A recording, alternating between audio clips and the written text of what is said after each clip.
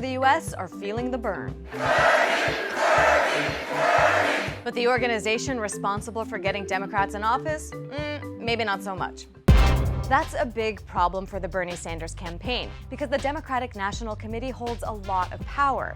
They help campaigns, they organize debates, and they define the party's position on a range of issues. But the DNC is also very old school. They've been around since 1848, strengthening the two-party system that makes it nearly impossible for a third-party candidate to win elections. And maybe hard for Bernie too. Sanders, for most of his 35-year political career, has been an independent, not a Democrat.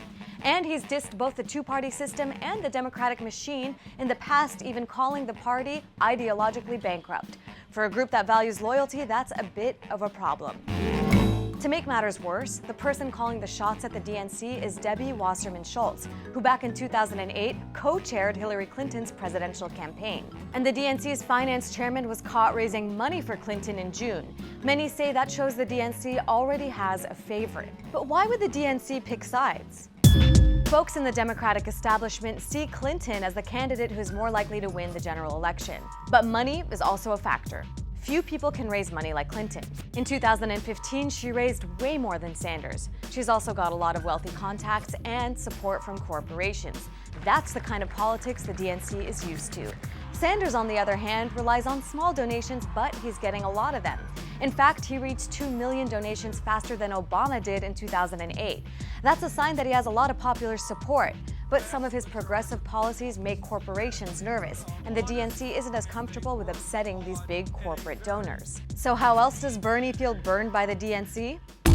Well, in December, a Sanders staffer accessed confidential voter information from the Clinton campaign on a database shared by Democrats. Many think that what happened next was an example of Clinton favoritism. The DNC cut off the Sanders campaign from its own voter data, even after the staffer was fired. By their action, the leadership of the Democratic National Committee is now actively attempting to undermine our campaign. The DNC restored access only after Sanders sued. Another way the DNC is perhaps playing favorites? They've limited the number of debates. But why does this matter?